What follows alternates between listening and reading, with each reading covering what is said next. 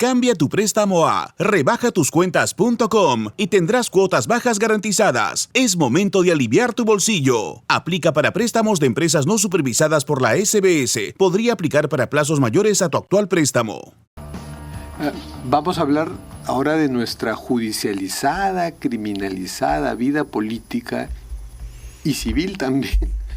Lo vamos a hacer con un abogado penalista que tiene mucha experiencia y mucha claridad para explicarnos casos que a los periodistas obligados a ser juristas accidentales no nos cabe tiempo y no tenemos las neuronas como para poder explicarlos. Así que le agradecemos mucho al doctor Luis Lamas Puccio por acompañarnos. Quería empezar preguntándole por el caso de Vladimir Cerrón. Que, su abogado, el doctor José Yumpo, fue autor de varios habeas corpus y una jueza en Huancayo, ¿no? La Corte Superior de Junín. Y otro juez también en el Callao. En el Callao también. No solo le han jalado las orejas al abogado, sino que lo han sancionado, ¿no? En algunos casos sí, en otros casos no. Lo que pasa es que con el señor Cerrón, él utiliza la justicia constitucional para tratar de bloquear la justicia penal. Él está siendo investigado, ha sido condenado por delitos penales en materia de corrupción, tiene otras investigaciones por lavado de activos, tiene una sentencia condenatoria, una sentencia con pena efectiva.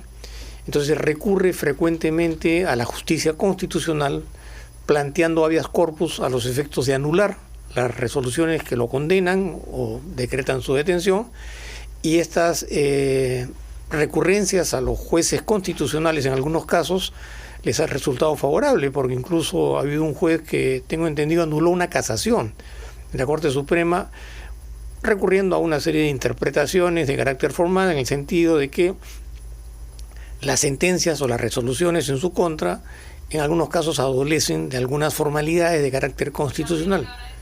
Pero lo real y lo concreto es que se recurre no porque necesariamente se haya violentado un derecho constitucional, que es un derecho ciudadano, recurrir a una acción de habeas corpus, una acción de amparo, sino que parecería que eso es parte de su estrategia legal y política. Pero parecería también que eso es parte ya de nuestro sistema de justicia, que la justicia constitucional se ha convertido en una tercera o cuarta instancia.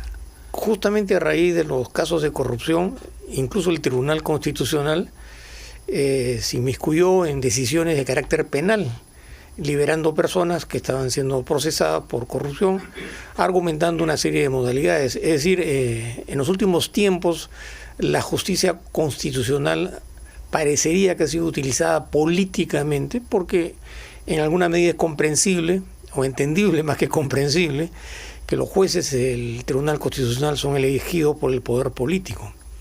Entonces, políticos que están involucrados saben que van a recurrir a la justicia constitucional a los efectos de neutralizar las acciones penales por delitos comunes, y eso se ha convertido en los últimos tiempos una constante, en todo sentido, incluso contra decisiones del Poder Ejecutivo, del Congreso de la República, en la que se recurre con bastante reiterancia y frecuencia a estas acciones para bloquear, conceder medidas cautelares o declarar fundados los habeas corpus para anular. Bueno, pero la cosa es que es una costumbre porque es legal hacerlo.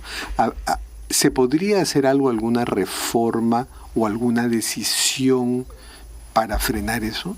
Bueno, lo primero que es que hay que recurrir a jueces constitucionales que sean de carrera, no jueces provisionales que bajo determinadas circunstancias empiezan a ocupar esos cargos y son utilizados con fines políticos. Entonces un juez elegido formalmente tiene mayor autonomía. Por otro lado, me parece que debería sancionarse a todos aquellos que recurren a la acción constitucional con aras o con finalidades de entorpecer. Pero es bien difícil determinar si lo está haciendo por entorpecer o es el legítimo ejercicio de su defensa. Sí, claro, pero el ejercicio legítimo de la defensa, como todo derecho, tiene también sus límites. Bueno, que se lo pusieron a este abogado, al doctor Yumpo, ¿no? Pero al doctor Yumpo se lo pusieron por poner varios habeas corpus. Claro. Además, no solamente los abogados, sino cualquier ciudadano, incluso se ha recurrido en algunos momentos a personas que son casi anónimas, nadie las conoce, y terminan presentando una acción de carácter constitucional para bloquear. Entonces, en resumidas cuentas, se está utilizando la justicia constitucional como una herramienta política para poder neutralizar juicios penales en los que están involucrados políticos por corrupción u otros hechos o delitos parecidos, ¿no? Yo sabría que tal vez llamar que el Poder Judicial podría ser convocar, ¿cómo se llama? Cuando convoca a todos un pleno jurisdiccional, sala plena, un pleno sala plena. Bueno, ya se han hecho algunos pronunciamientos reiterativos respecto a las líneas de acción que deben tomarse en consideración, que están reconocidos en estos plenos para que los jueces en diferentes especialidades tengan en consideración ciertos aspectos fundamentales que son principios. Pero lo real y lo concreto es que no hay una reacción apropiada cuando se hace de manera inapropiada y se recurre a estas acciones de carácter constitucional, porque siempre un juicio puede tener diferentes interpretaciones desde el punto de vista constitucional. Entonces tenemos que saludar a la doctora Doris Cajincho, que le ha jalado las orejas a este abogado Yumpo. Claro, incluso no solamente debería jalarle las orejas en cuanto a la decisión judicial, sino si un magistrado nota que se está procediendo con falta de ética profesional y haciendo un mal uso del derecho, ahí también debería intervenir el Colegio de Abogados, que tiene una comisión de ética. Y que ha perdido voz en los últimos tiempos. Bueno, yo recuerdo que en otras épocas era un referente en casos como estos. Yo creo que antes, porque también he sido vicedecano en 2 oportunidades en el Colegio de Abogados, reformulamos todo el aspecto ético profesional.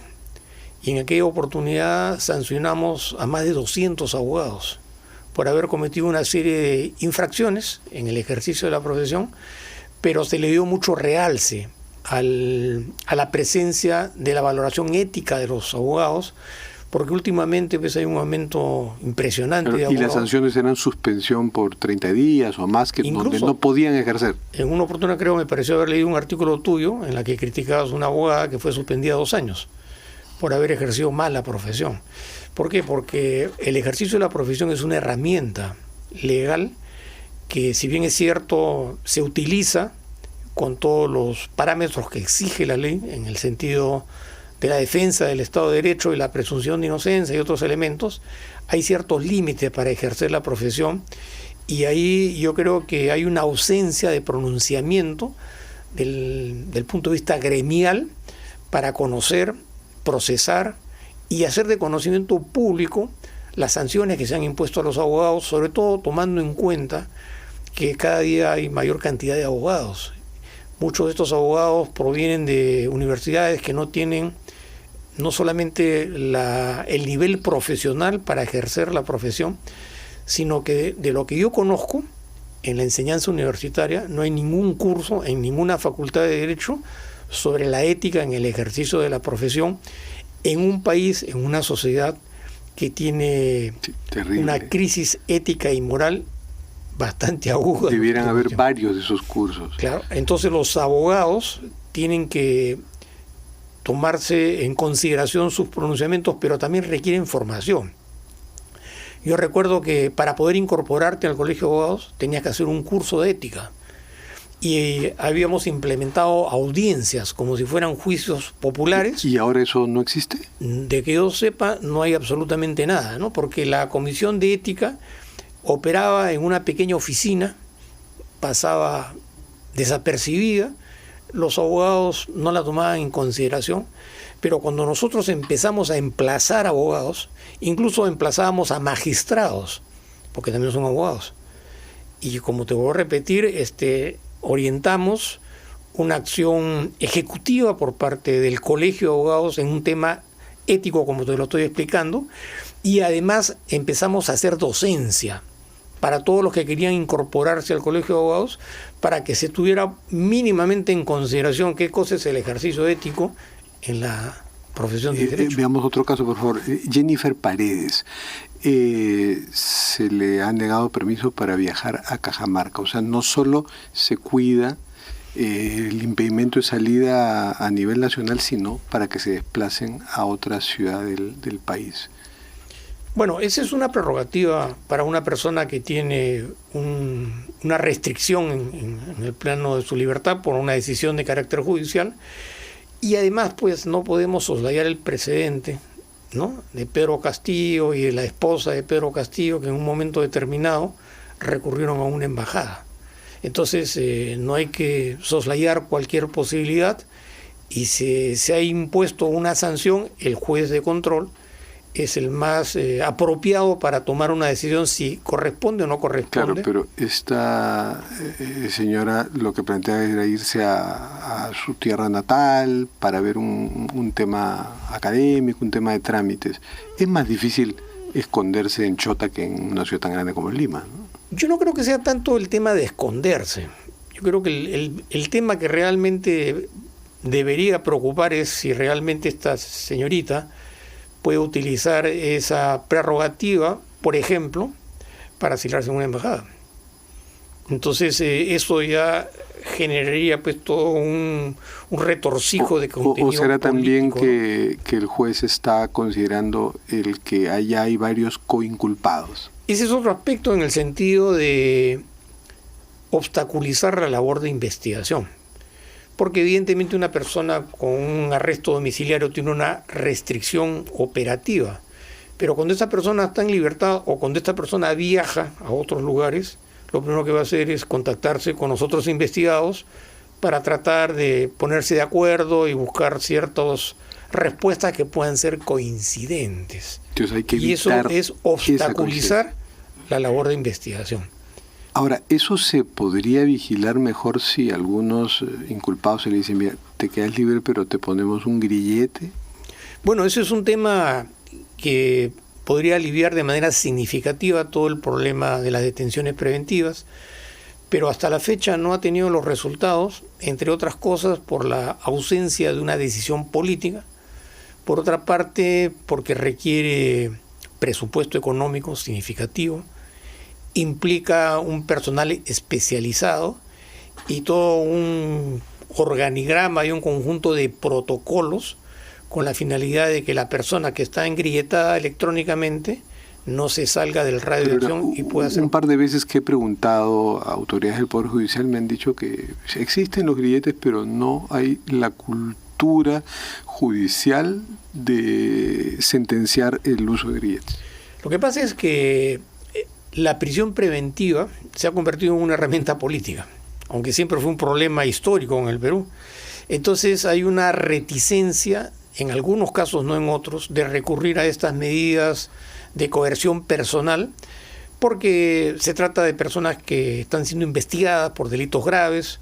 A veces los medios de comunicación tergiversan los hechos y se genera una antipatía ante el magistrado. Pero eso tiene que ser una estrategia, un esquema de accionar del Instituto Nacional Penitenciario con la anuencia del Ministro de Justicia y a su vez pues, como representante del Poder Ejecutivo. Pero la política de grilletes electrónicos debe ser un componente más dentro de una estrategia más amplia que implica hacinamiento carcelario, rehabilitación, personal especializado, centros carcelarios debidamente adecuados, y además esto está estrechamente vinculado con la labor de la policía, con la labor de la Fiscalía. Sí, perdón, una interrupción porque vamos a leer un comunicado.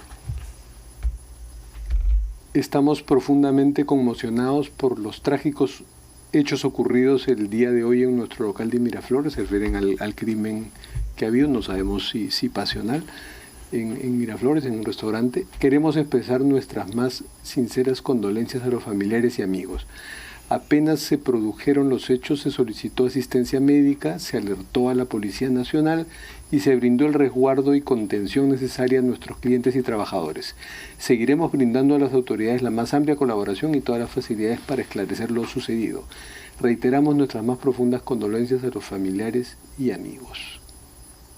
Es de Panchita, el restaurante donde sucedieron los hechos. Sí, bueno, sí, seguimos, doctor Lamas Puccio.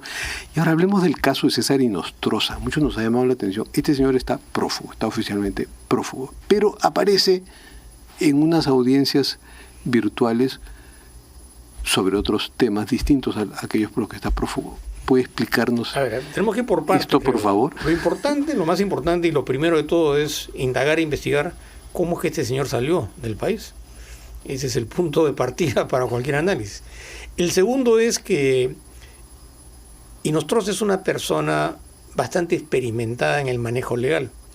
Es un sujeto astuto, inteligente, preparado, con una amplia experiencia en el manejo judicial y debe estar utilizando todos los esquemas legales posibles en España o en cualquier país de Europa con la finalidad de evitar, en un primer lugar, la extradición, que es el tema que más le preocupa a él.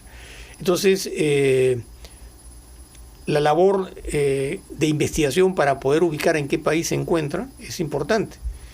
Y habría que verificar si efectivamente la orden de captura, una captura internacional, está o no siendo ejecutada por los países en donde se encuentra, porque a través de las redes virtuales, vía satelital, es absolutamente factible ubicar físicamente a la persona que está participando en una audiencia. Pero él ha logrado frenar el efecto de alguna de esas capturas internacionales. Claro, pero de todas maneras el hecho de aparecer en una audiencia debe implicar una reacción bastante enérgica del magistrado que está a cargo de esa audiencia para inmediatamente poner en conocimiento de las autoridades que correspondan cómo es posible que una persona que está con orden de captura, que no ha habido, que recurre a una serie de gestiones de carácter judicial, tiene la osadía de participar en una audiencia en situaciones absolutamente normales como cualquier investigado. O sea, si usted fuese juez, varias veces un abogado como usted se habrá puesto en el pellejo del juez, ¿no? ¿No le permitiría que participe? Habría que analizar el caso en particular, pero sí, en efecto, una persona que no es sabida, una persona que no es ubicada, una persona que utiliza todos estos medios, requiere también la anuencia y la presencia de un abogado defensor. Entonces, lo primero que debe hacer el magistrado es emplazar al abogado, si es que tiene abogado, porque Inostroza es bastante frecuente que él mismo ejerce sus defensas. Pero estos hechos no deberían pasar desapercibidos por la justicia penal en el Perú y sobre todo por la actitud que debe asumir el Ministerio Público, que es el que toma las iniciativas respecto a las medidas de coerción. Además, de pronto ahí, y él sí es consciente, se están sentando algunos precedentes que pueden favorecerlo en el futuro, ¿no? Porque se está validando su estatus ya no de prófugo, sino de alguien que está colaborando con la justicia. Una colaboración entre comillas, en el sentido de que lo que yo presumo es que él utiliza y aprovecha al máximo cualquier mínimo error de la justicia para fortalecer su posición. Pero lo que en última instancia tiene que definir la situación es la extradición. Es decir, mientras él no esté llegando al aeropuerto del Callao, esposado y una vez extraditado, cualquier cosa puede suceder y lo hemos visto en otros casos. O sea, parece que tiene muchos hermanitos aún. Bueno, hermanitos entre comillas, pero es un hombre hábil, es un hombre astuto, que además debe haber aprendido muchas cosas en Europa. Además, o sea, se ha calificado en todo este tiempo. Se está autocalificando y, digamos, conociendo experiencias en sistemas de justicia que no son tampoco como los nuestros, ¿no? Sí, bueno, una vez un juez supremo de la promoción de él me dijo, no diré su nombre, pero me dijo, era el mejor de nosotros, o sea, el más inteligente. Evidentemente era un magistrado que se especializó mucho en el tema de lavado de activos. Sentó una sentencia por lavado de activos que ha significado como un precedente, que no viene el caso de explicarla porque son una serie de técnicas de carácter jurídico judiciales, pero al margen de su cuestionamiento ético-moral vinculado a actos de carácter delictivo, siempre fue un sujeto sumamente hábil y muy experimentado en el manejo porque ha tenido una larga trayectoria en la administración de justicia. Entonces él conocía perfectamente, además él tenía la habilidad de actuar en redes, en forma corporativa, porque conocía perfectamente cuáles son las debilidades de los jueces, de los litigantes y de la opinión pública. Entonces en ese entorno aprendió mucho, un sujeto hábil, además audaz y avesado, porque si analiza la manera y la forma como salió del país, Eso requirió un concierto de voluntades al más alto nivel, y eso es un tema que ha pasado casi y improvisadas desapercibido. en 2 o 3 días. Claro, porque la situación de César Nostroza justamente se debe a aquellos funcionarios o personas que facilitaron su salida del país, y sin embargo ese tema ha pasado casi Un desapercibido. personaje extraordinario. Extraordinario Sin en el duda. sentido de utilizar la ley para su propio beneficio en aras de lograr pues impunidad, ¿no? Tan hábil como siniestro. Muchas gracias, doctor Luis Lamas Gracias a Puccio. ti, Fernando. Y volvemos